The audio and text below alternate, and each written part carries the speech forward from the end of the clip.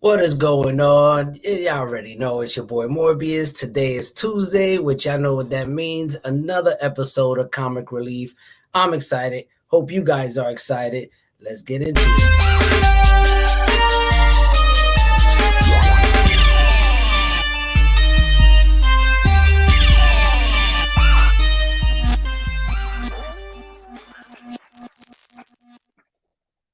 All right, all right. What is going on? Welcome. What's going on, Paul? Welcome. Glad always to have you hanging out with us. Appreciate you, brother. Yes, sir. Likewise, my man. Word up, word up. Shout out to everybody who's hanging out with us. Shout out everybody catching the replay. It's been a great week. Hope everybody be having a great week. If not, it's gonna get better. Trust me. And so yeah, I just was chilling one day. I got a DM from the homie Darell, and he was like, "Hey man, I got some stuff I want to talk about." And I was like, "Let's talk about it." You know, so speaking of Darell, let's get this brother in here. Read your comments. What's going on, man? What's up, How you fellas? doing, brother? How you been? What's going on, Darell? What's up, brother? Good, doing good. How you guys doing today? Good, man. Hanging in there. Good. Can't complain. You know, well, I guess for the drinks, we'll do a quick little cheers. You know, salute to everybody that's hanging out with us. I got some Blue Moon, and I put a little bit of like fresh Wow. orange juice in here. So, and I'm already halfway done, but don't worry, I got the honey. I was gonna say you're switching it up this week. No. Yeah, I got the backup. I got the backup. Me, on the other hand, yeah, there's no switching that up. And Darell, what we got there? We got some hard liquor in there. yeah. Oh yeah, it's the brown stuff. The brown stuff. What's that? Iced tea. Fireball. Yeah. Yeah. Exact. Cheers. Salute to everybody in the chat. Y'all know how we do here. And speaking of the chat, why don't we go to the chat real quick, say what's up to the people who are hanging out with us here today. And of course, y'all already know it's the homie Unruly Simeon. Salute to you, brother. Regular on the show. Salute to you, of course, Big Daddy John. Salute to you, for real. And of course, we got the other brothers always here with us hanging out. Uncanny Swag with the dope handle. And good, another brother. IG brother. What was that? Oh, No, sorry. I was just saying what's up to him. No worries. And shout out to Leroy, of course, another good brother from the community. And of course, Yes, we got some homies hanging out with us. We got Soph Collector in the building, of course. Salute to you, my brother. We had a little, we were going back and forth today talking on DMs, man. But I think we have to talk about that off the show because I don't think we could talk about that in the show. But it's some stuff, man. You guys got to stop. We'll talk about it. Shout out to Back Issue Paulie. What's up, my brother? I know he's always at work. He's always checking in, man. So I really appreciate it, man. For real. And of course, we got another fellow hanging out with us again. Blue Cow Comics, what's going on? Appreciate you for hanging out with us. We got Ronnie Boy. What's good, man? Appreciate you. Hello. Appreciate you. Good morning. Where you from, man? Because over here is nighttime. So that means you on the other side of the planet. Yeah, so let us know where you from, bro. Because it's nighttime over here. We got Big Roger in the building. What's going on, good, man? brother? What's good, brother? Yes, we'll be in New Hampshire this weekend. Yes, we will be there. We will be in New Hampshire, brother. I will be there with Big Paul. And we got Big Naj in the building hanging out with us. What's going on? Salute to you. Nigel? Word up, man. I know he was supposed to come through, but unfortunately life gets in the way and brother can't make it. So we'll definitely be with you in spirit up there, Naj. You know, and but yeah, man, that's pretty much everybody so far. We got 11 people hanging out with us, man. And today's topic, which I said was brought to me by the lovely gentleman you see underneath me, well, from my perspective, and and the brother hit me up and was like, hey man, let's talk about motivation behind picking up these books. Is it for the read? Is it for, are you chasing creators or artists? Like what it is. But I'm gonna let you, Darell, being that you brought this up to me, I'll let you shout out to your kitty because I own one too. Yeah, this is Kirby. Guess who he's named after? Oh, nice, man. Good one, man. My wife. I asked you. I said I had a good topic. If you like to collect for to chase creators or characters mainly, and I think for most of us, we probably all started with characters. I mean, right. I know I did. Hulk was like my big thing. Then of course Spider-Man, characters always gets it going. But then you start to learn about the creators, and then you follow them to different things. And like I know you guys are mostly like strictly Marvel guys. He's from the Philippines. Salute to the Philippines, man. Thank you. Appreciate it. I switched it up on him today, though, Darell. Yeah, you did. I was like, somebody stole Paul's account. He's dropping DC stuff. Yeah, man. But yeah. So I was just thinking, I was like, this is a good topic to see what other people, what motivates them to collect. Do they like following just particular characters? Like I know Sove is just big into Ghost Rider, for instance, and you know, I follow other accounts that they love those artist editions, and so they're following the creators to get those artist editions and stuff. And I just thought it'd be an interesting topic. Yeah, man, I think so. It's great. You know, I mean, personally, you know, I collect just solely for the bag. You know, I'm here for the money, baby. I just want yeah, I know. Stabbed up as soon as I get them and flip them so fast that, you know what I mean? It's just slapping me. It's just all about flipping them keys. That's Some it. dollars are just slapping me in the face all day. That's why you were on that Thor core. Oh, bro. You got to tell it, Darell. You got that. That's funny. That's funny. You know, I think I shared BX Boxer's story. Yeah. The Thor Corp up there. This was what? A while ago, right? You're like a month or so ago. Month or so, right? Something like that. Little ways back. And I, you know, and I've shared it because I was like, hey, keep an eye out for this. The reason why I said that is because I would say a month prior to that, me and Paul were talking about it. You know what I mean? Well, I had brought it up to Paul because I was just like watching stuff, and I was like, hey man, if you don't have this, you might want to pick it up because I just have this feeling about it, you know, and based on what I was seeing and stuff. And I was like, I don't know, man, it just seems like something that you should want to have in your stash, you know, if you don't have it. And then I saw BX put it up, and then that's when you had mentioned that, and you're like, "Oh, we spec it now." And I was like, "Yeah, it's a healthy spec, Yeah. You know what I mean? It's not a FOMO spec. You know what I'm saying? Shout out to Dave. Was good, Professor. But yeah, so that was between us. We went back and forth. But outside of that, I collect, of course. You know, it starts off with the character, like you said, Darell. You know what I mean? To me, as well as you, it was Hulk. You know, that really brought me in. I know people are like, well, wait a minute, you're Morbius. It's another story.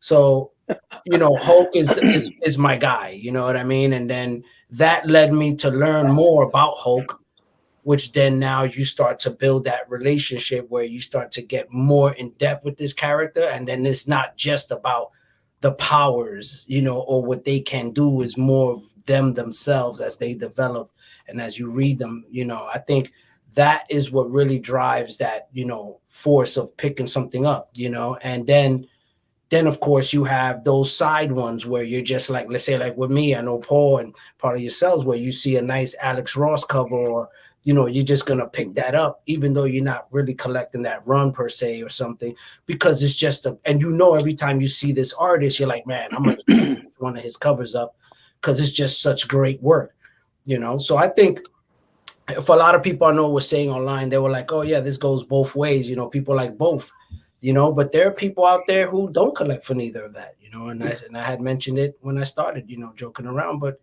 you know, there are people who solely do it just for the money. So, you know. Yeah. But aside from that, Paul, what about you? There's limits to it, right? Characters you really like. Yeah. So obviously I'm kind of like Morbius. You know, I'm a Marvel zombie. I'm pretty much 99.9% Marvel. Obviously, I had some DCs today I popped off, but going to the topic of today, that was only because of Frank Miller. It's not like I really care so much about Batman. Or I don't collect Batman. I don't read them now, and then read them back then. But I did pick up that story because once Frank Miller kind of switched over to DC, I think I even picked up that Ronin miniseries he did, but it was kind of a weird. It's not superheroes or anything, but yeah, I know. I picked you know, so that I picked it up just because it was Frank Miller. Yeah, because it was Frank Miller. Then I got the Dark Knight Returns, obviously, but then the year one. So, but there's like a limit, right? Like certain creators, like iconic, like John Byrne. Like I remember picking up the Superman miniseries he did in like '86 when he went to DC. That's the only Superman I've ever bought, you know, anything like that. So, but like in recent times, like I like Ed Brubaker, or I even like the Bendis Avengers. But when Bendis went to DC, like I didn't follow him. Like he's not on that level with me that I got to follow him to different companies, you know. So there's only like a select few. So I guess, but character-wise, yeah, like I'm gonna read and buy Wolverine no matter who's writing it. I'm gonna pick up Punisher no matter who's writing it. Well, I've been falling off on my X-Men, but for decades I picked up X-Men no matter who was writing it, even though for a big long stretch it was Claremont. It was one guy. 30 years. Right. Yeah. So, but even after that, I picked up different creators. But I didn't follow those guys on other titles. I only read, like even like Paul Cornell. I guess some people like some of the stuff he does. To me, he did a couple of shitty runs on Wolverine, but I still bought him. I still read him, even though, like he's not someone I'm going to go follow to DC or Image or somewhere else. So, I mean, basically, I'm going to stick with the characters and mostly the company that I've been collecting for decades and decades, and select few times if the creator is that legendary, I may go buy something of his from another company. But so I guess it's a balance, but I'm mostly going to buy the characters. Yeah. I guess what kind of got my brain like ticking on the subject was, I watched Cartoonist Kayfabe a lot, and they were doing the Spawn issues that Grant Morrison wrote, which was around like 18 or so. And I remember getting those, when they were coming out, but I was reading Spawn for McFarlane, and that's something, of course, I followed him from Hulk to Spider-Man. Well, I would have gotten Spider-Man anyway, but then followed him to Spawn. But he didn't draw those issues of Spawn. But but Grant Morrison took over, and that's when Greg Capullo took over. And no offense to Greg Capullo, but I was getting Spawn for McFarlane. So when he stopped drawing it, I pretty much stopped getting it. And then I was kind of laughing at the irony, because today I'm much more likely to follow Grant Morrison to a new title than I would be McFarlane. So I just thought that was funny how it changed over time, Yeah, I'll definitely agree there. Same thing here, man. Like with Hulk, it doesn't matter who's writing Hulk. I'm gonna just follow it, and see what it's about. If it sucks, it sucks, and if it don't, great. Exactly, the great Hulk story.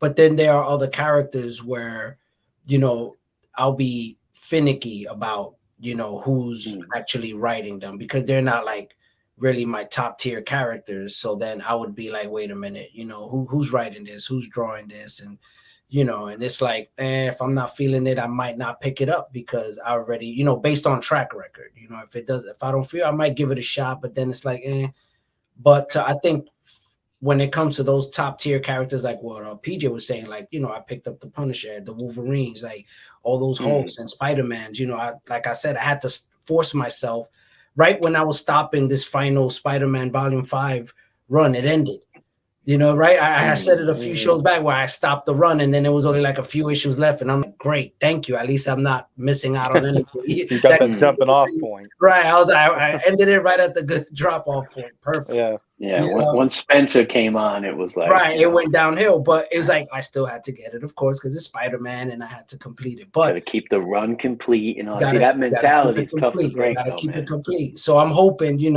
there's good stuff coming more down the pipeline with Spider-Man, and rejuvenate, and energize that character again like it was before. But like I said, man, when it comes to certain, I think creators, you kind of lean towards, or like writers, you lean towards certain writers, like, that, like, let's say, you have like, of course, Claremont, everybody we chase so many books based off Claremont that it introduced us to other, titles, because we were just chasing Claremont, and it goes vice versa with characters, where you chasing these characters and they introduce you to a writer. Like, I didn't really know Cates.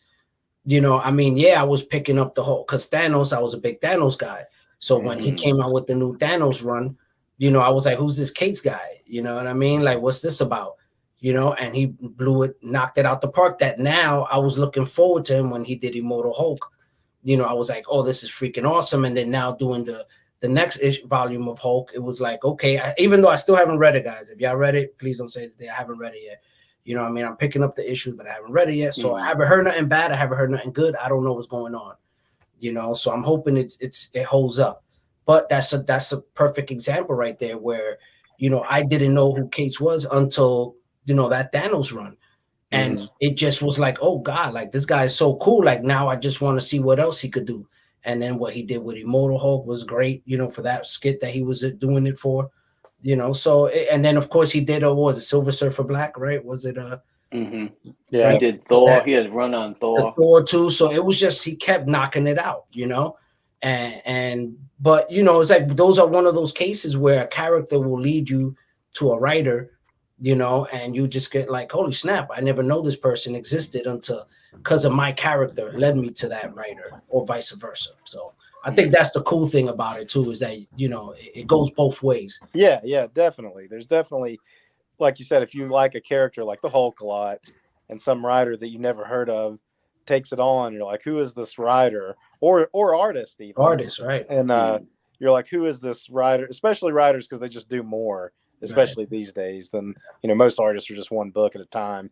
But yeah, it definitely can be like, okay, now I know this writer, I'm familiar with his work. So if he goes to some obscure character, or even like a creator-owned book that maybe you wouldn't have paid much attention to, you at least have that experience with his style to give that a try too. Yeah, which I think is a good thing. Yeah, I think so too. Sublord. Yeah, definitely, man. It's good, brother. I mean, yeah, I Paul, do you have any? I'm trying to think of any recent kind of creators, artist, or writer that was on, say, so like a lot of people like Hickman. So everybody was hyped up that he was coming to take over X-Men.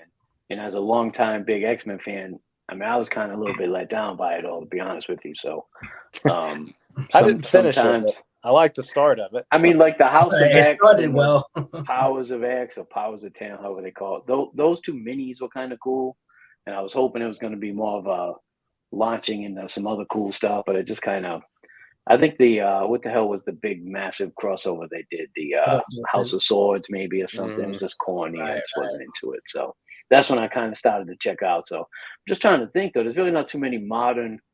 I guess like Morb was saying before, like if I see a Ross cover, even if it's like freaking Miss Marvel or some other title I don't collect, but if it's a cool Ross cover, I may buy it just for the cover. So right. I mean, I think, what was it? Was it the same run or the last run, Captain America, that he was doing all those? Yeah, exactly.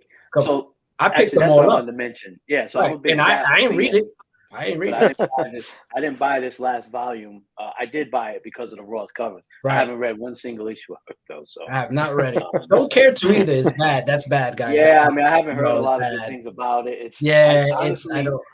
After Brubaker, it was like that. Remender did that Planet Z, that crazy run, which was kind of not cool. Junior. It was just such a drastic like change from all this like espionage and like kind of international stuff with Captain America. Yeah, the Delano cover's cool. Yeah, I mean, going into that Planet Z shit. So that run kind of got me off Cap, and I haven't really bought it since, other than those Ross covers. So you know, it's tough nowadays, man. It's just not. It's not like it used to be. You know, I mean, you're just talking about one guy doing one book a month. I mean, so like probably my favorite creator of all time, John Byrne. I mean, there was at one point he was doing like 3 or 4 books a month. Yeah, he was literally he was doing Kirby like FF, X-Men, Marvel. Yeah, he's like, when I think of like you know, epic production, you know, he's basically like second to Kirby, it seems. Yeah, definitely. He was doing like the Marvel team up run, Iron Fist, X-Men. He then like went right into like FF. I mean, and then FF he was writing and drawing it. Alpha Flight. I mean, it was crazy how many. Eventually, the Hulk. I mean, yeah, you look at his output, and he's somebody you're willing to try. Like when he, like you said, when he went to DC, you're like, well, I'll give his Superman a shot.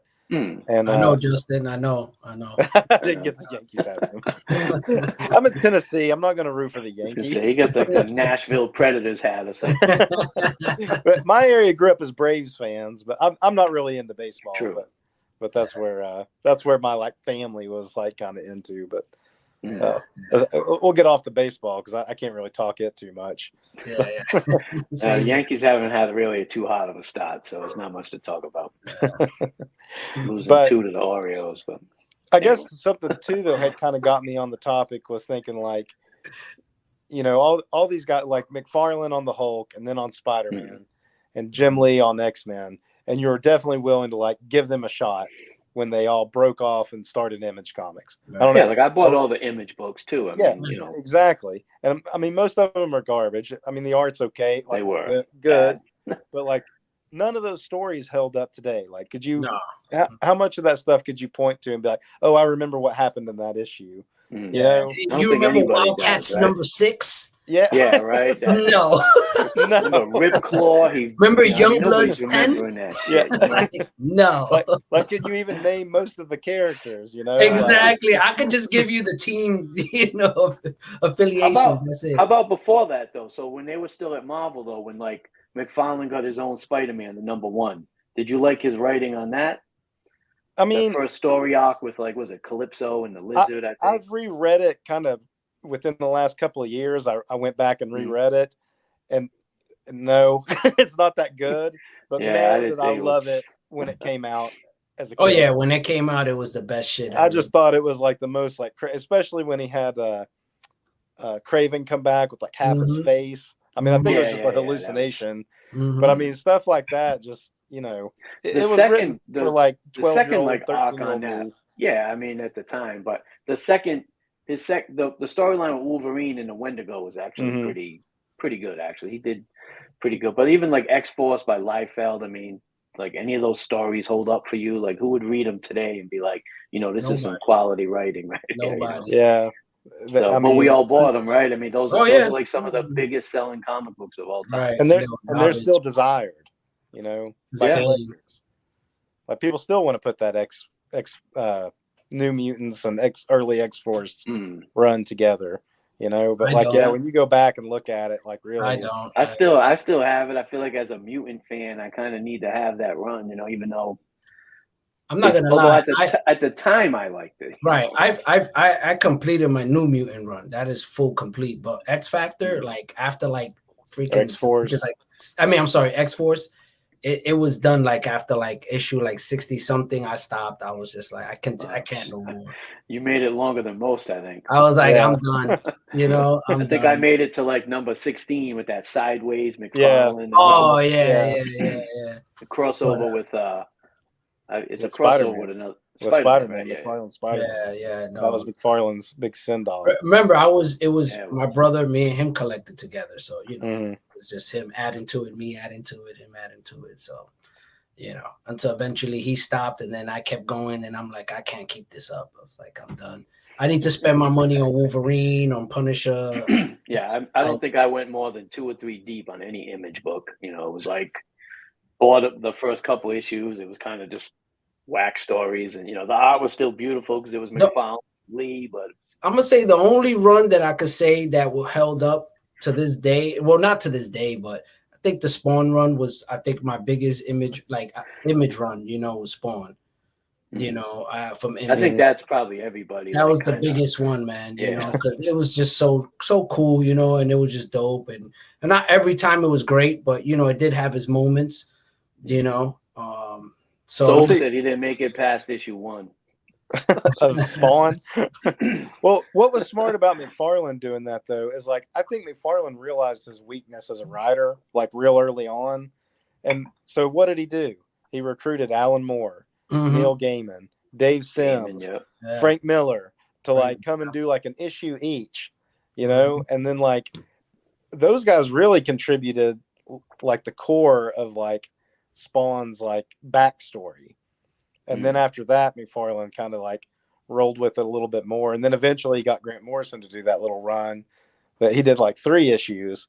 But like I said, McFarlane had stopped drawing it. And I got those issues and I did not like them really, but I was on it for McFarlane. So once he quit drawing, I just didn't have the like, even though I was still a kid, basically, I didn't have the nostalgia for Spawn that I had for like Spider-Man that I was still getting, even with McFarlane gone. Yeah, definitely. No, I could relate to that for sure. That didn't help picking it up either. It was just, but once again, it went back to that whole completist mindset of, I got to keep buying it. I got to keep finishing this run, and then when you start hitting 200, you're just like, when is this shit going to end? You're like, holy shit, like this is not going to stop. And then you're just like, all right, I have to pull the trigger at some point, or you just get distracted and you just grow up. Like, I think that's what happened to me. I just got older, got into girls, and just was like, you know what? You fade out for a little bit, and then you come back, and you're like, I got to fill these holes back in, and right, exactly. Now they're like twice the price of the cover price. Exactly. I think most of us of that age, though, Morbius, around that time too, were like, by the mid '90s, we were kind of like hitting out, late teens, 20s. Right. We were kind of like you was in the courtyard, you was in the courts playing ball. We were kind of checking out of the books a little bit. Yeah, and then you know what I'm saying? all the cool creators left Marvel. So someone like me who loved Marvel, it was kind of like I picked up the Image stuff, even like Shadowhawk and shit, and it just wasn't cool, So comics in general started to kind of sour at that point. So and the Image stuff, I think the infrequency and the lateness of it just it like kill. I had that completist mentality too with the Marvel stuff. Like, I mean, Peter David was the regular Hulk writer for years on, so I wasn't going to stop that. I stuck with Spider-Man through the Clone Saga, even though I was hating it. And but it's like the Image stuff was real easy to just be like, it's like Jim Lee's not really drawing it. I'm not attached to these characters. Yep. McFarlane stopped drawing Spawn. I'm not attached to these characters. Savage Dragon's one that like I probably hung on a little longer because Eric Larson like actually did all of it. But even it had some late, like it went on a hiatus, and then I just didn't get back into it. Yeah, I think this is a good one right here. What Paul said. Image, I think what saved them now is moving away from the whole superhero genre thing. And of course, we got Big Daddy here. Damn kids, mid-90s. I was a parent. I could have been a parent in the mid-90s. I wasn't, but I could have been. Hold on. Morbius probably was, right? Yeah, I was a parent. In 1997, my daughter was born. So I was a parent. It was mid-90s, and I was a parent. You know what I mean? I'm right there with you, brother. God bless her. She's 25 now. Awesome. But yeah, man, it's just amazing, man, how, all these like factors that go into just, us getting involved with still being involved in chasing these books, it's pretty, telling, when you look back at it and you look at the stuff that we were just talking about, stuff from the past that you look now and you're just like, oh man, that was crap. And then there's stuff in the past that you look at now that you're like, man, that stuff is iconic. That stuff is just amazing. And it can't even be redone anymore. Like you can't redo it. It's just that one time, it was a one-time experience that you just had to be there type moment, to experience those great moments in comic books. And it's thankful to the creators and the writers and the, artists that we're talking about. And I think that, for me, as far as like chasing this book, it was always primarily character driven. I'm going to say, I have to say that it was character driven. Yeah, there was a lot of writers like, Frank Miller, of course, a lot of the for me was Herb Tramp, a lot of these guys, Colin, a lot of like the Hulk guys, I would always, look after, see what they were doing, and even like in the early, like late 80s to 90s, I got a lot into like Bob Layton, with a lot of his stuff that he was doing with Iron Man, because my brother was big with Iron Man. So I would constantly see Iron Man in the house. So I got, I would always see those covers and I would be like, these are pretty cool covers. And it was like, it's just Bob Layton. That's all I kept seeing. And so I really got into, that little era of Bob Layton and his Iron Man era. I was really big for me. And then that's what, as I got older, it was one of those, Darell, that you're like, oh man, I need to go back and finish some of this stuff, because I never really was into it that much to complete it. But now that I'm older, you more appreciate it, look back at it, and you're like, man, I got to finish this run, even though, of course, I have not finished it. But, every once in a while, whenever I find something, I just, grab it and put it in there because, it's just a testament to what I grew up with. You know what I mean? And it always brings me back to my childhood. Every time I see one of those, 80s, early 80s, Iron Man covers, with Layton on them, it's like instantly, like I think of my bedroom. Like I have a flash of my bedroom, because that's what my, books that, my brother had his stash on the bed, and it was mostly always like Iron Man on there, for my brother, my oldest brother, not the one that I collected with. And so, see, yeah. Iron Man for me was a character I was never super into, but I did follow Kurt Busiek because I liked him as a writer. I liked him on obviously Marvels. Right. And he did that Untold Tales of Spider-Man run. If you've never read that, yeah, that was a good run. I like that run. Yeah, see, I loved him on those things. So when he started doing an Iron Man run, I was like, yeah, I'm going to try out his Iron Man run, and it was solid. You know, I think he did it for like a year or two. He didn't do it too long, but like I followed, you know, to a character that I wouldn't have had a ton of interest in. That was like the Heroes Return. He did the Avengers with Perez. Yeah, it was when they came back from their like Image. Iron Man with Chen. Yeah, that was a cool series. Yeah, man. Good shit, bro. Good shit. Some of the stuff's underrated though, or like low key. Like so in the '80s, I like a lot of the stuff Roger Stern wrote was good. You know, he wrote Spidey. Obviously, he created Hobgoblin. He had a nice run on Doctor Strange with a lot of cool stuff. He did a nice run on Avengers. He did that siege of Avengers Mansion where the Masters of Evil kind of kick everybody's ass. They almost kill Hercules, and in Jarvis, I think they actually Mr. Hyde beats Jarvis like almost to death though. But anyway, so like Roger Stern for me is like a writer. I would check out a book that he was writing. You know, obviously I don't think he writes much anymore, but you know he's like obviously Frank Miller, John Byrne, you know those guys are legendary. But even just like you know other like Morbius saying you know about brings him back to when he was a kid. He thinks of those latent Iron Man. You know that's how I think when I see like a Roger Stern book like those Avengers from the later '80s with the John Buscema art. It was like a cool run. I mean, they're worthless books, and you know, so all the flippers and speckers are not going to want them. But it's a cool run until they find that random first appearance in it. Yeah, exactly. Oh, the gods are in Thor. Let me see. Oh, because there is actually a storyline after that Avengers Mansion one where the Zeus and the rest of like the Greek gods are upset that the Avengers basically allowed Hercules to almost get beat to death. So they come. I can't think of the name of it. It's like something they go to basically Olympus to get like judged by the guy. So anyway, who knows? That could show up on some radar because of the Thor movie now. But but anyway, those are just great comics with great art, great stories. You know, I mean, I would follow that creative team to another title. You know, it was like Stern and Buscema or Claremont and Byrne. If they did other stuff, I would pick it up, no doubt. Yeah, even if it was just something like random that before you had even if it was like a no real interest like in collect really. You know, it just I don't even like whatever from just some odd, but like honestly, so FF, I wasn't a big FF guy in my youth.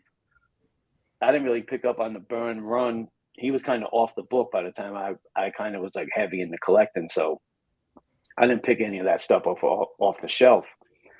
And I didn't really try to seek it out too much back in the day until like more recent times. I finished that whole run. It's like a great run. And it just, you know, I guess if I was probably just too young. You know, if I was a little bit older in my fandom, I would have been such a big Byrne fan. I would have went back then and like finished that run. But yeah, same here, man. You know, like with you, it was like not a big FF guy, and it was just you know what, like a year ago I finished that run. You know, because I wasn't into it. You know, then when I realized, oh, Byrne did something on here, it was like, oh shit, let me pick this up. You know, and the same thing with Simonson. You know, it was just like, oh shit. Like I didn't even realize he had so much work on here too, you know, so many amazing covers and shit. I was just like, man, I gotta get this shit too. So these are all like recent stuff, you know, within the last year and a half of actually like holy snap, like realizing how much these artists, you know, had a big part in FF, you know, and so like Paul was saying, man, I definitely was not a big FF guy at all. Like not into Avengers. You know, I was not into Thor like that, Captain America. I was not into those guys. You know, I was into everyone else but them. You know, and now looking back, you start rereading and looking into these books, and you're just like, man, these were really good stuff. You know what I mean? I can't believe, you know, I overlooked these books and, you know, and these writers, you know, that were putting these books together. So it's pretty cool now. As you get older, you can really appreciate this stuff. You know, and it goes even with the horror. I just think we were like that X-Men generation. You know, we were just heavy. We were just heavy with X-Men. You know, everything was X-Men. So X-Men, yeah. FF was like old man stuff. You know, right. FF was like that. You know, right. It was old man. And I felt old that way. Heads like old heads like the FF. And I felt that way about FF too. Paul posted those the new FF the other day, and I said it on this post. I think those were the first FFs I ever picked up. And it was because it was the Hulk, Spider-Man, Ghost Rider, and Wolverine in it. You know, and I got those 3 issues, and I didn't stick with FF for years. I didn't come back to FF, but then when I did, and I started getting into like FF, and like an older guy I knew kind of exposed me to the Kirby stuff, and I started getting into it. Then I went back and I got the Byrne stuff, and I got that Walt Simonson stuff, and Walt Simonson hadn't really appealed to me much when I was like real young either. But then I started reading his FF run, and it blew me away. I put it up there with the Byrne stuff. And then after I read that, I was like, I've heard this guy has a really cool Thor run. And I wasn't super into Thor either, but I went and I got that run, and I read that. All because, you know, it started with the FF, but it led me to a creator, which led me to another character. There you go. You know, and it just like it's like all interconnected in a way, you know. Yeah, definitely. Yeah, it definitely is, man. And it's funny, man, how, you know, time changes one's perspective and how they view things, you know. And of course, it comes with age and shit. And sometimes it don't. I mean, not everybody fucking changes as they get older. Some people actually get fucking more stupid, you know. I mean, it's I don't know. It's facts of life. But fortunately, we are not that crowd, and we actually, you know, gain knowledge as we get older and start to appreciate things that we didn't as a kid, or, you know, we're looking at things through younger eyes, you know, like, you know, and it's almost like Cap, you know, it was pretty much Paul who got me into Cap now, you know, him posted so much Cap, and every time he would post something, I was like, man, that's a cool cover. And then I would go look it up digitally, and I'm just like, oh, let me look at this. Let me read it. I was like, oh, that's actually a pretty cool story. Like, it actually kept me engaged throughout the whole story. I wasn't like flipping through it, like, oh, let me just skip a page or something. You know? That's when you know you're like, nah, this ain't for me. You know, if if you start skipping through pages and stuff, but I actually read every page, so it was like, man, this is pretty cool. There's a lot of cool stories, you know. And thanks to Paul, you know, that's what got me now really picking up a lot more Cap. So, you know, and those are things, once again, that I didn't care for as I was younger. I just was like, I don't, you know, it just never resonated with me. You know? Cap was like FF too. He felt like it was like the old, old book. You know, he seemed stuffy. Old guys, you know. Yeah, I didn't really get into Cap myself until like the last 10 or so. Yeah, once the Brubaker, that series kind of came out. So it's not like I was always a big Cap fan, but I did buy it in like the later, like around issue 300. I remember those issues with Machete and Zaran and Baychok the Leaper. Like I had all that. I think it was Gruenwald and like Paul Neary. Like I had a bunch of that run, so I was buying that off the shelf. But he wasn't like one of my like favorites at that point. Yeah, no, for sure, brother. Yeah. Even though it had those awesome Mike Zeck covers. Yeah, well, I guess Mike Zeck, man, he's so slept on, man. Yeah, he did. He was drawing the interiors too, up until about 300. Then he just did a few of the covers. But yeah, I love Zeck, man. He does so much dope stuff. I know. He so does like those sleeper covers, bro. Like he comes out of nowhere. Yeah. People always be like, "Yo, that cover, man, that book. I never seen it. Who did it? Zeck." Yep. You know, it's like Zeck did that one. He's a guy that I guess would get me to buy a book, maybe, you know, if I saw his art on it. Exactly. Right? Yeah, I mean, it's happened to me. You know what I mean? I picked up stuff. You know? I have to think that, like, in the John Byrne was like the superstar of the 80s, but of course, I have to think that Zeck must have been like up there because they put him on like some pretty high profile. Yeah. I mean, he did Secret Wars, most of it anyway. He did the Secret Wars. His artwork was a testament, you know what I mean? So many iconic like mini series too, right? So yeah, like you said, Secret Wars. He did the Death of Kraven. Mm-hmm. He did he was drawing Spidey at that point. He did I just had something else in my head and I lost it. The Punisher miniseries, which I don't think at the time people knew was going to be like a big thing, but they didn't even know how many issues series it was going to be. Right. went from 4 to 5, but yeah, he did a bunch of G.I. Joe covers. Man. The Captain America run he did. So yeah, he probably is like second to Byrne at that point. Master of Kung Fu. He did a lot of Master of Kung Fu. Yeah, that was early on in his career. Yep. That annual cover with Wolverine, the first comic shop I used to go to had a poster of that, and it was like you walked in and they had like a counter and the poster was like low on the counter, and I mean it's just like burned into my mind, like walking into that store every time and looking at that picture. And I didn't know who did it for the longest time. I mean to be real, like as a kid, I rarely even looked at like the credits as to who was actually making this stuff.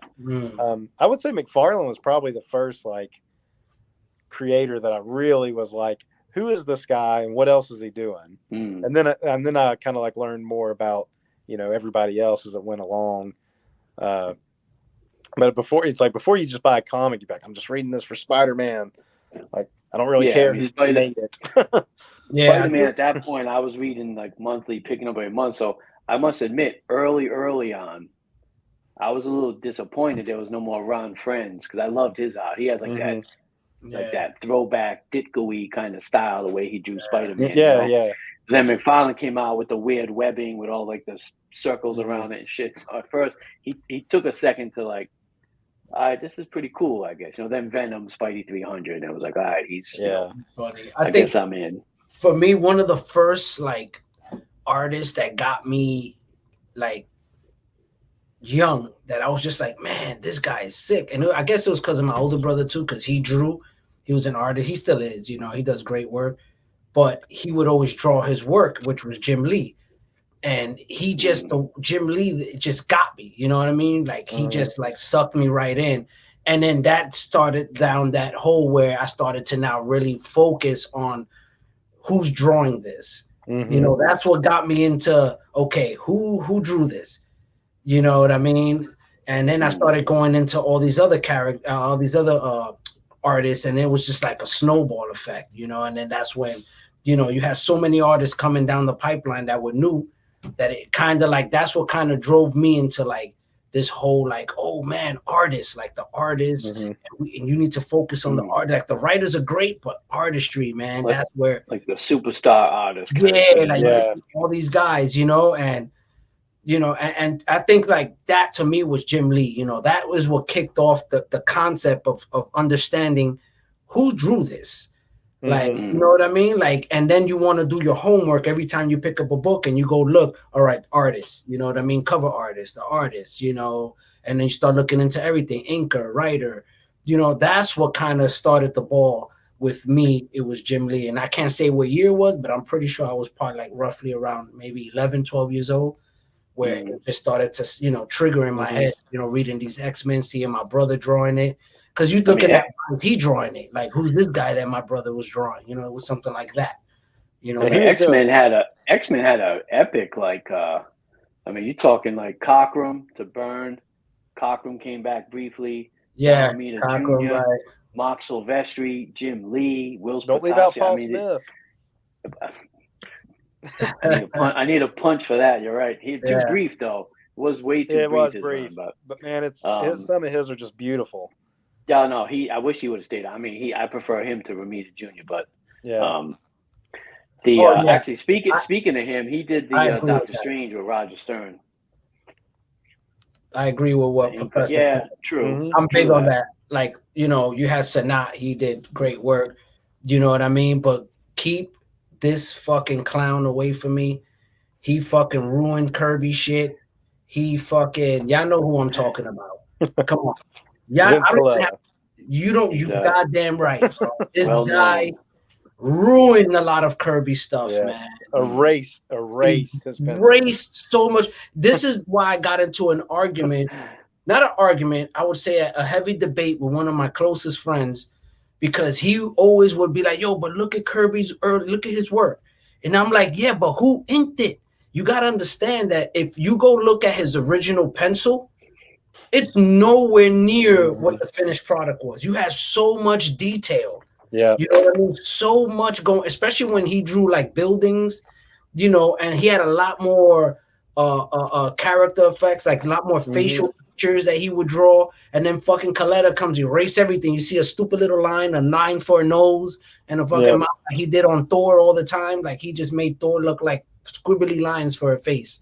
And you're just like, what the fuck? And we knew that Kirby was not looking at these books after they were published. He was too busy making the next. Too busy making them. Right. He's too busy making this shit. So, you know, I read it to eventually he caught on and he was like, yo, cut this guy off. Like, I think it was Mark Evanier or Evanier, however you say his name. Yeah. When he apparently was like brought him stuff, but it wasn't until he was doing the New Gods that was like, look what he's doing to your work. and that's what tipped him off to like get like, you know, and I think he called the DC people, were like, he's not allowed to do my stuff anymore. I didn't know he was doing all this. Yeah, man, ruining work, and not just him, just pretty much everybody he touched, man. Yeah, you know, he doing it, you know, and it was just, of course, because you at that time it was, you know, you got to pump him out, you know, but then again, he was just cutting more corners than I think he should have. You know, because obviously you're getting paid for all the work you do. So if you put more work, he was like in demand because he was fast, but he was fast because he was erasing. Fast because he was erasing shit. You know what I mean? So it's like Fable said, Scott Williams on Jim Lee's work was like a perfect combo. Yeah, you know? Right. Yeah, they I think it was each other so well. Silvestri, and I think it was Dan Green who did most of the inking on the Silvestri X-Men, which again that raw style. I mean, I love Silvestri. I mean, he's probably like. He's top tier, bro. 3, 4 X-Men artists. I mean, he's up there. He's a beast, man. His run was great. Definitely. And when you get that, you know, that inker and artist, that right inker and right artist together, man, they make magic, bro. And then you got guys who do it all. You got guys who come in, man, and just carry the whole entire comic on their back. You know? Well, like Byrne and Austin, like I think Byrne's with Austin, like his X-Men run, is better than Byrne inking himself. Right. Yeah. Like I feel like when Byrne inks himself, like it's still good, but there's like a smoothness that isn't there when Austin did his stuff. Yeah. Definitely. I mean, the Byrne, I'd have to check. I think the early Alpha Flight, did Byrne ink those as well? Oh, I'd have to check that too. That stuff looks pretty good to me. But yeah, in general, it's good. I mean, I'm not saying it's bad, but I just think Austin I think like that with like Frank Miller, right? Like his Daredevil run, which I know you and Justin still working through. So you guys are still in the era where it's Miller and I guess Rubenstein was doing a lot of the inking on some of those issues. Well, it might have. The last one I read was the first Elektra. I thought Klaus Janson did that one. He might have been, but if you notice as the run progresses, well, I mean, I'm sure you've read them already before, but I mean, when you guys see them again, when you get into the 180s, even the later 170s, you can tell that it's almost like Jansen odd. I think Miller was just doing like breakdowns at that point. Yeah. I think I remember that. Yeah, nah, John was inking them in the beginning. But he was the Alpha Flights. Alpha Flights. Yeah. He was inking them. I think he was pretty much he was doing everything. You know, I mean, Austin was great with him, but I think he was by that point was better. You know, he could do it basically himself just as well. But I like the Rubenstein inks on Miller, even like the Wolverine miniseries. Yeah. Like, I love that. I like that. Like it's almost, how can you call it? Like saturated, like that. Yeah, he just, I don't know, the way he did it. It was just like it wasn't like super clean. You know what I mean? That's what I kind of liked about it. It wasn't like so. I feel like Jansen's style was very like jagged and right. It's a little more sketchy. Right? Whereas Rubenstein kind of had like a lot of like, I don't know, like the one with the Hulk 163. I love the art of that issue. It was like perfect. That's a great one. Yeah. Did Jansen not do that one? I didn't notice. I'm almost positive that was Rubenstein. That one. Okay, I'd have to go back and look at that, but. Yeah, that's a solid one. And then the first one with Elektra though, like there's a lot of stuff like just looking at her, like when it does like close-ups of her face and the way her eyes and lips are done. I mean, yeah, the inking definitely goes a long way, and you can see a lot more of what Miller becomes like in the future. Just in those like some of these panels, you're like, oh, I see where this is going to develop into the Dark Knight Returns, or I can see where this is developing into his like Sin City noir style. I think the first issue I read where he had that kind of style was his last issue of Daredevil 191, where he plays Russian roulette with Bullseye in the hospital. Yeah, it's kind of like a famous issue. I'm sure most of these people have read it, but in that issue, if you look at that art, that's kind of like almost like the art that he does in Ronin, which then progresses into like that Dark Knight, real sketchy.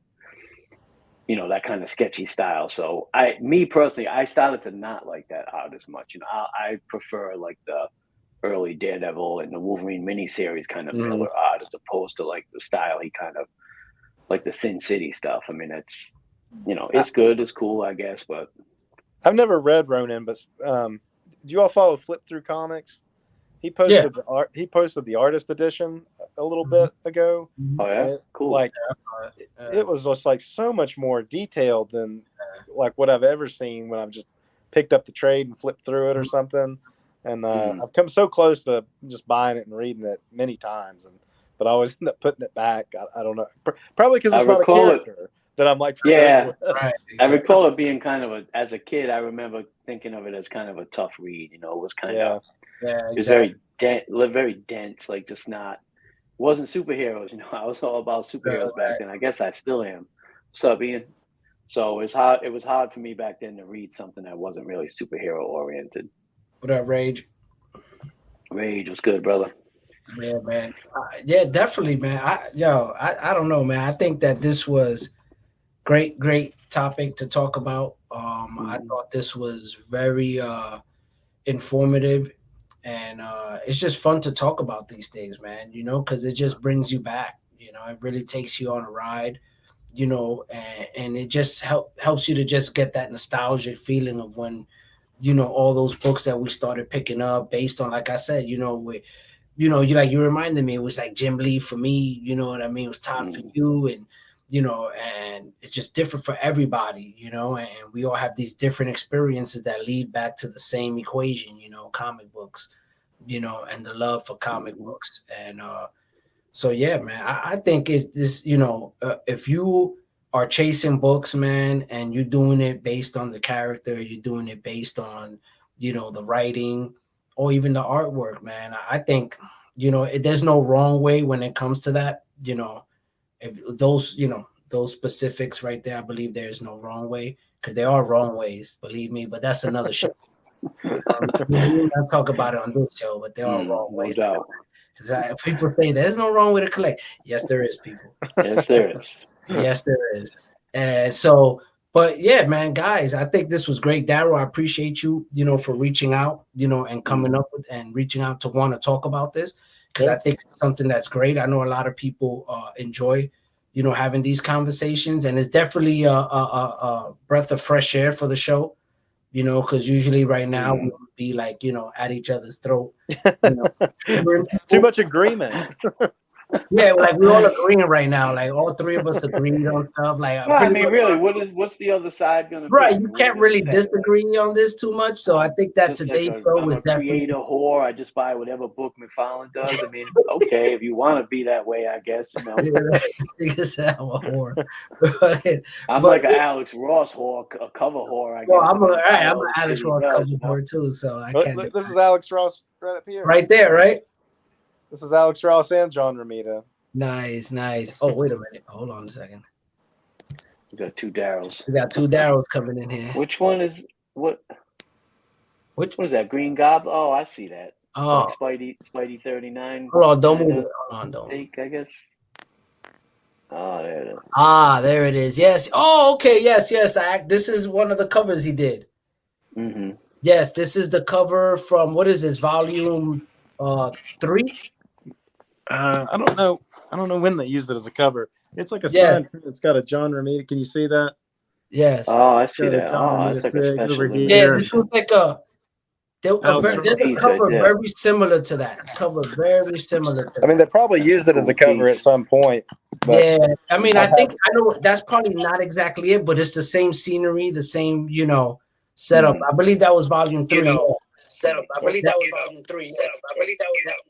What's going on there? Hold on. Sorry. Hold on. Darell keeps coming up, man. You trying to come up on the show, Darell? It was my laptop decided to start working. Oh, there you go. So doesn't like Jason Aaron. Yeah, I mean, I'm not a huge fan of Jason Aaron. I did read his Wolverine Weapon X series. Is pretty cool, but see, I didn't like his Hulk run he did, and so when he started doing Thor and everybody raves about his Thor run, I'm like, I didn't really like his Hulk run. So do I really want to read his Thor run? You know, but now apparently the movie's based on it. I was going to say bad call on that one, I guess. It wasn't that bad. You know, it really wasn't. And guys, for all of you that, you know, have your Thor books, you guys are amazing. You know what I mean? For staying on your game. And for those of you who are suffering from FOMO right now and are dying to pick these books, don't. Okay? Just wait. Just wait. Let it go. Yeah. Shout out to Swagglehus. Swagglehus did a show. Shout out to the homie. he just did it. He just released a YouTube video. Go check him out. And he was just talking about how, What If 10, the first Jane Foster Thor. She that book, the day before they announced the trailer, a 9.4 went for, like, don't quote me verbatim, was like maybe like $100 and something bucks. Very low for a 9.4. The same day of the trailer, the first one sold for like 280 something. Jumped. The next one 3 something. It ended up, I believe yesterday, the last sold for like 2,000. Oh my God, that's a terrible buy. You spend your money the way you want. Whoever you are, if you're here, you're a fucking idiot. So you have way too much disposable income. Way too much, bro. Way too much. And that to me is like, wow, it's amazing. You know what I mean? How the level that we're at right now for these books, when me and Paul was saying, those books were available for how long? Like, you could have, it's ridiculous. Like, you could have got those for barely next to nothing a long time ago. And I'm not talking that long ago. Maybe not since they announced the movie. You know what I mean? But someone like you knew that she was going to be Thor in this movie. Yeah, you knew that long time ago. You knew that. Maybe that, What If 10, might have been a little high for some people, and they'd be like, stay. But all them other books, you know what I mean? The current volumes of Thor where she came out and all the other stuff that are keys now, all those books were available. I know they came out in 2014 and stuff, but I picked them up in 2018. You know what I mean? I was just like, I came across it. Oh, this is great. You know what I mean? Read it. Oh, this is cool. And that's it. But guys, I suggest don't go buy those books right now, man. If you're watching, the professor said Journey into Mystery 83 is the only Thor book that counts. Well, I appreciate that, Professor, but he said Journey into Mystery 83 is the only Thor that counts. Yeah. I'm with you, man. I wish I could afford that book. I know, me too, man. We can't right now. Hey, I even saw in the Key app that they also put in there like the first appearance of Star-Lord now, and I'm like, yo, wasn't like there 2 Guardians of the Galaxy movies already? Like, why are you looking at the first Star-Lord? Like, if this is the first time everybody knows Star-Lord in the movies, completely stupid. This is all part of that whole marketing, part of that machine, you know what I mean? That they're just trying to get you guys to spend money, because remember, Key gets a percentage, so you hit that eBay, they get a cut out of it. You know what I mean? So the thing is, right? If you think about it, I've said this before, like the What If 10, so it's hot right now. Like you said, Swag House showed is selling for like fucking crazy money right now. Stupid money. Like, who's doing that? Unfortunately, it's collectors that do it. Yeah, man. It's movie hype. It's being driven by movies. But so you would like to think like, because this influx of people, I want that book now because they're interested in the character because of the movie. Right. But it's like, no, it's fucking comic book people that are actually running the price up and paying these stupid prices. Unfortunately, yeah. It's crazy. And it's a lot of it, unfortunately, is the FOMO. And I know we're getting off topic here. We're starting to get into trigger zone. But I figure it's the end of the show, Darell. So, that's fine. We got a few minutes left. I got to trigger some people in here. So, or catching the replay at least, because everybody in here is, these are the regs. So everybody Doom doesn't like speculation. Dude, he's coming, man. He's coming. But yeah, man, guys, overall, man, I just hope people use some common sense. Apparently, they're not. If they're spending $2,000 on a book that it's not worth $2,000, not even at no point, not even now in existence, is worth $2,000. So, it just shows how much these movies influence, and the ignorance too. Because a lot of people they don't know the books; they just know the movie. So to them, they don't even understand the concept of value with some of these books. They just think like, if somebody's selling it for $2,000, it must be worth more than that. Yeah, I mean, a month after that movie comes out, that book will be back. Oh yeah, they're gonna give it $200. Give it 6 months. It's gonna start to fucking tank, and people are just gonna start trying to sell it and get rid of it, try to get some money out of it again. Try to get some money back. And like right now, people are starting to sell the books, and it's like, really, it's fucking, come on, guys. I mean, if you've had it and you've been sitting on it for a while, thinking about selling it, I mean, like, maybe while the iron's hot, I guess. But You know, it's like, come on. As a buyer, I would steer clear of that. Nah, stay away from that. Trust me, guys. That first Doctor Strange, I guess I'll sell this next month when the movie comes out. When the movie comes out, you know, sky high and the hype is real. Mm-hmm. But they won't want that one. They'll want some like, you know, some fucking modern Strange Academy book or some shit. Or no, who else? What's that? America Chavez. They'll want. Yeah, exactly. Her first Vengeance #1 or whatever. There you go. What Soph said, and this is perfect time. Ninth healthy and positive show this evening. Thank you, Jen. And next week, someone will get beat up. You goddamn right, because we coming strong next week. Definitely next week. I believe next week I'm gonna have the homie Rage. He's gonna come hang out with us. We're gonna trigger some people about selling. We're gonna trigger some people about flipping. You know, and then the following week after that is the one I can't wait for, because I'm really gonna piss you motherfuckers off. Because we're gonna talk about, you know, last price sold. Yeah. Oh yeah, you've been building up to that one. I've been building up. Holding out with them for a minute. Last price sold. Remember those words, man, because we're gonna revisit that in 2 weeks. But next week we're gonna be hanging out with the homie Raid, and we're gonna be talking some seller stuff, and hopefully we trigger some people. But guys, once again, Darell, thank you so much. I appreciate you reaching out. Great show, great time, brother. You know what I mean? Paul, as usual, you already know, homie, over here. We always, you know, appreciate you always, as you know. And thanks, guys. I appreciate you guys hanging out with us here. Shout out to everybody catching the replay. Make sure you subscribe to these guys. Go follow them if you haven't already. And if you're not following these guys, grab the nearest comic book next to you and slap yourself 30 times with it. So you should know. You know? No doubt. Great guys, great show, guys. Thank you so much for hanging out with us. Peace. We appreciate you, and hopefully I see you next week. Enjoy the rest of your day, or rather rest of your night, depending where you at. Peace.